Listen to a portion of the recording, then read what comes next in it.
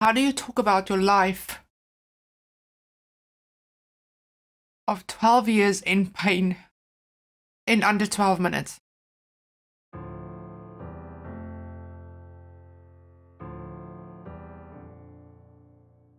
This is for Shadow. This is for every woman walking in my shadow, walking the journey that I had for 12 years.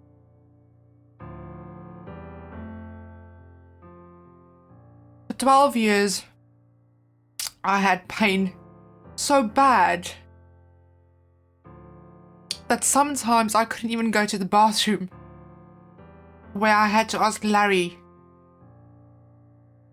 to take me to the bathroom just to do what I needed to do. I had to swallow my pride and ask my husband to help me. I couldn't walk.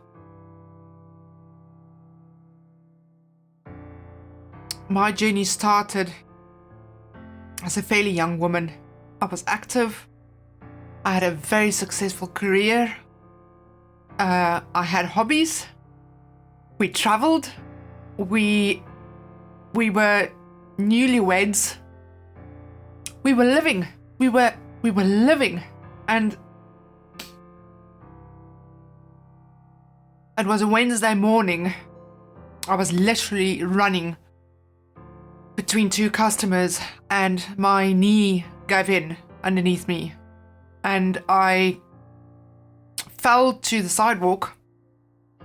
And it's weird because you're in the middle of Edinburgh and all of a sudden all these strangers are surrounding you. What the hell is going on?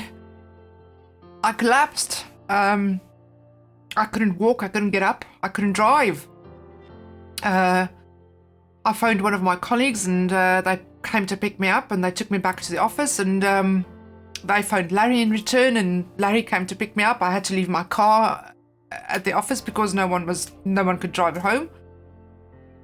And that is how 12 years started. Totally unexpected, totally out of the blue, and in a matter of minutes, my life turned upside down. Totally.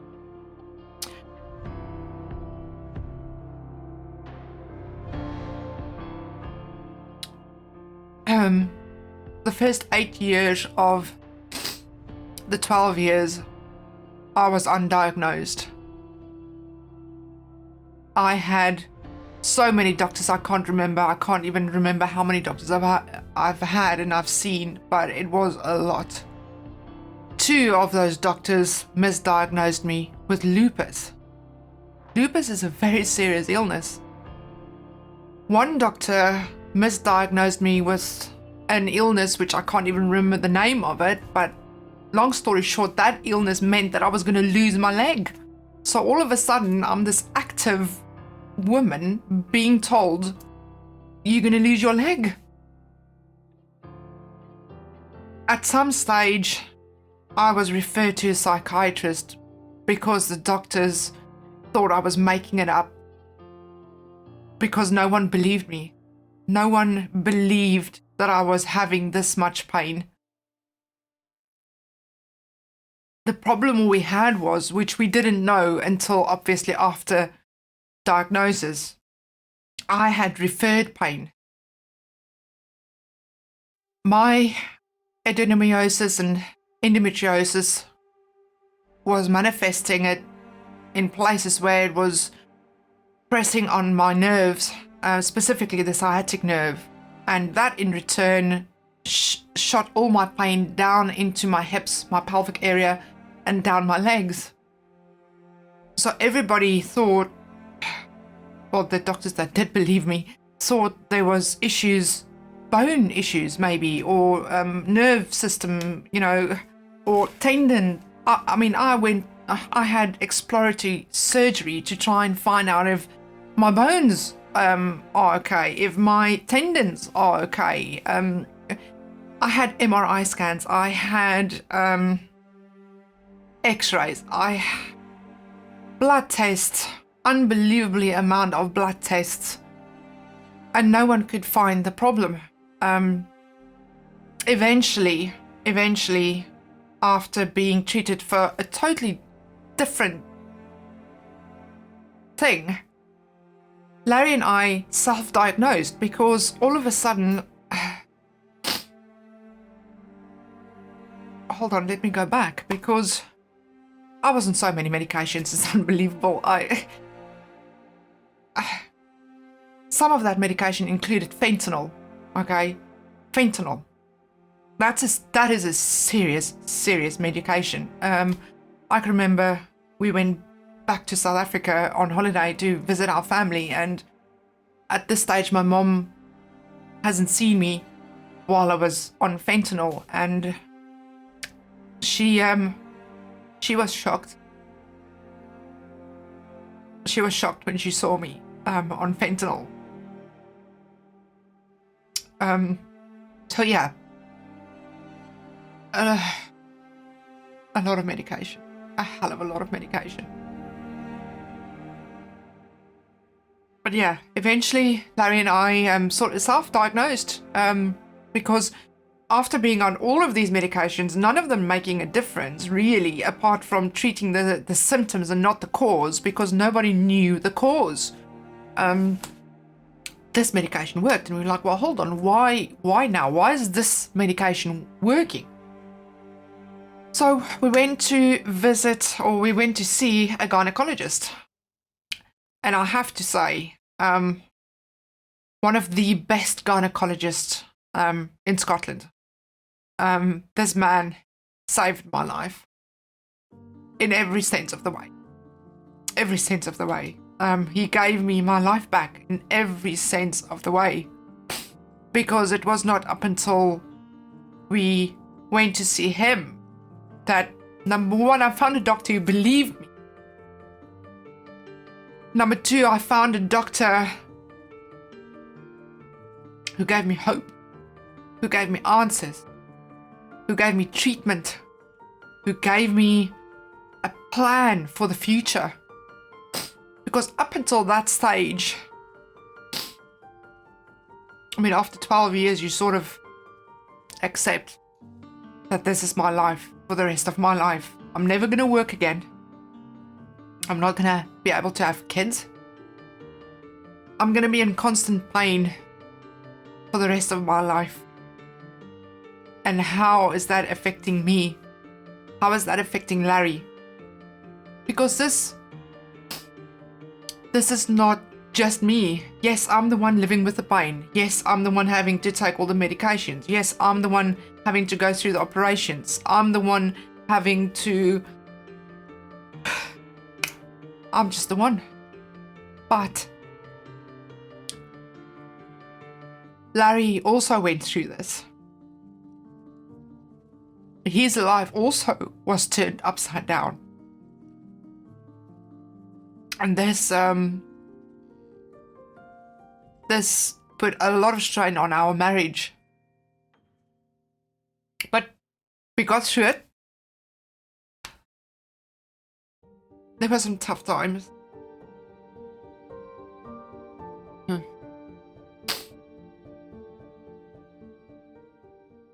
I mean, for this, Larry and I used to go out on motorbikes every weekend. That was our thing. We would leave home very early in the morning, and we would be out on the motorbikes going up to the Highlands, the beautiful Scottish Highlands. Every weekend, that was our thing. And all of a sudden, we couldn't do that anymore because physically I could not get on a motorbike. Physically, I couldn't even walk our stairs for a very long period, for a very long time in our lives. We physically moved our bedroom downstairs into the living room because I couldn't climb the stairs. So we were living in our living room. Larry moved his PC downstairs so that he can still carry on doing his thing, what he wanted to do on his PC. We were No, although during the day we went out on our motorbikes, that was one of our hobbies. The other hobby we had was gaming. Larry and I are big gamers. We played World of Warcraft for, oh gosh, years. Loads of years. And I couldn't do that anymore. I physically couldn't sit at a desk playing World of Warcraft. I had to give up World of Warcraft and gaming. I had to give up motorbiking. I had to give up exercise. I had to quit my job. My career that I worked so hard for, which I loved. I loved my job. I was in a fortunate position that I could. Because Larry's income was sufficient for us to drop my salary. But there are so many women and families currently who does not have that choice. There are women out there currently in the UK. There's 1.5 million women and young ladies diagnosed with endometriosis or adenomyosis. We don't know how many are misdiagnosed or not believed. Okay? I can guarantee you know someone in your life with endometriosis or adenomyosis, and you or they just don't know it. Because it could be referred pain, it could be that doctors are not believing them. There are more shadows. Currently, I have 1.5 million shadows walking and living the life I had. And what frustrates me the most, well, not the most, there's so many things that frustrate me, but I recently spoke to a very young lady. She just turned 21. Okay, 21. She's got a whole life ahead of her. And her doctors are suggesting that she gets a full hysterectomy. She doesn't have children. She wants to have children. Okay. Larry and I were fortunate enough to have 2 beautiful children. My doctor told me once we got a diagnosis eventually. My doctor told me you have to start thinking about having children because you need a full hysterectomy. If you want your pain to, and if you want your life back. So, Larry and I had a happy ending. I mean, we've got 2 beautiful children. But there are women and families out there who do not have that happy ending. This young lady I just spoke about, 21. And she was told that she needs a hysterectomy. And when I spoke to her, it became very clear in the conversation that her doctors are not giving her all the treatment options. Okay? And this is where I'm getting angry and where I'm getting frustrated. Okay? Because the easiest option for medical staff, it seems, I'm not saying all medical staff. For some medical staff, the easiest option is get a full hysterectomy. No, frankly, no, because you didn't give me all the medical treatment available. If you are suffering with this and you have not made your life choices yet, don't accept what the first doctor tells you. Don't. Get a second, third, fourth, fifth, sixth opinion if you have to. Okay? There are options there. There are treatments there available that will help and does help. A full hysterectomy is the very, very, very last option if nothing else worked.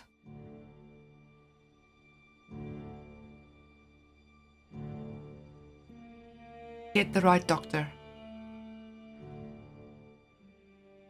I can recommend one in Scotland. He's freaking fantastic. But yeah, 12 years of having no life. I tried to continue playing World of Warcraft. That was the only thing I had left. Because physically I could not do anything. Physically, I mean, for 2 years I was on crutches. Where I had the aid of crutches to help me just walk from the living room to the kitchen to get a glass of water. For 12 years, I had Larry and I had pain. That's what I had.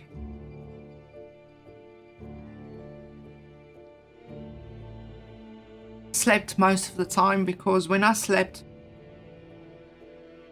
my mind would shut down from the pain.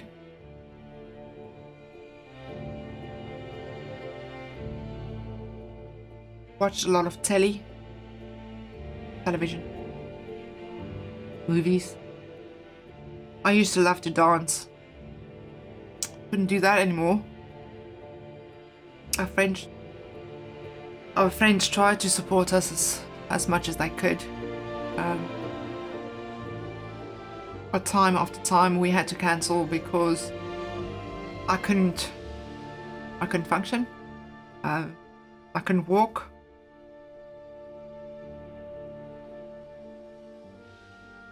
The pain was too much. Couldn't go out. So yeah, eventually our social life, well, right from the start, our social life was gone.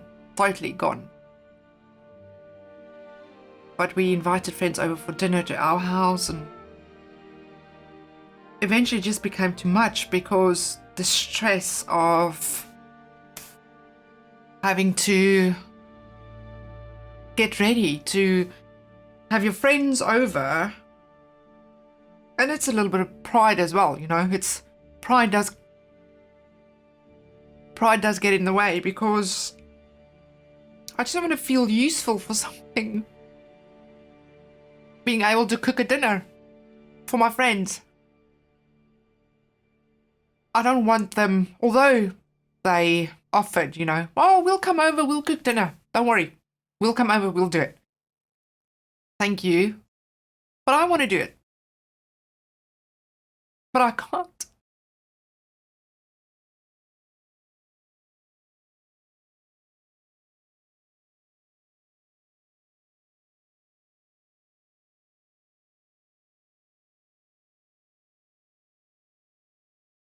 There are so many issues that goes with endometriosis and adenomyosis.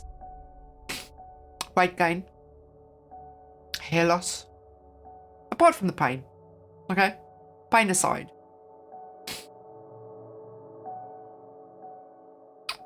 It doesn't matter, your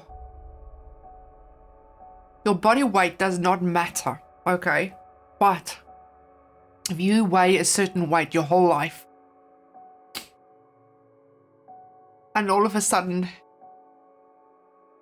you start putting on the pounds or the kilograms, wherever you are, that affects your self-esteem a hell of a lot.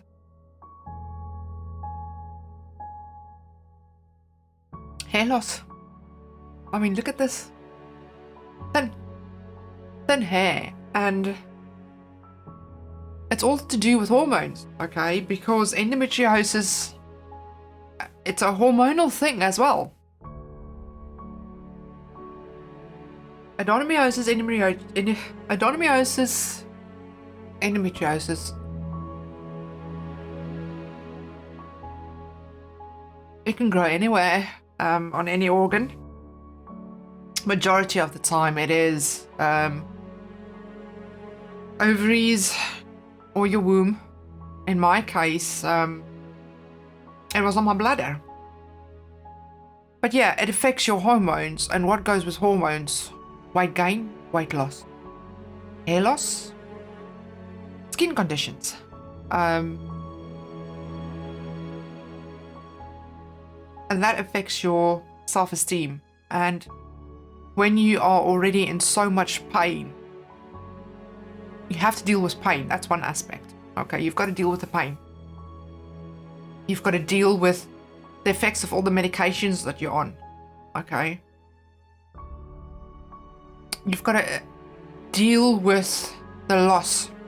Okay, loss. Loss is a big word. Loss of... Yeah, let's recap. Hold on. Recap. Loss. You've got to deal with loss. Loss of self-worth. Loss of pride. Pride. Losing pride. Losing independence. You lose independence because it gets so bad that you depend on other people, either physically, emotionally, or financially. You have a dependency. So to lose that dependency is a big thing. So although you have the physical side of this, there's the mental side of this as well. For you and for the people around you who loves you, who supports you, who wants to help you, but they don't know how. Larry and I had loads of fights because he didn't know how to support me in the beginning. I mean, after 12 years, we sort of figured it out, okay? After 12 years living with this, you figured it out. But in the beginning, he didn't have a clue. I didn't have a clue. We used to fight a hell of a lot.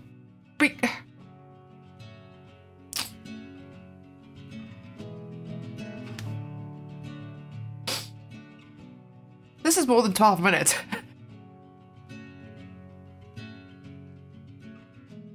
So yeah. So this weekend, I can't race, unfortunately, because I yet again had surgery. This time for shoulder, okay. But yeah, I can't race Daytona this weekend. But Larry is racing on my behalf.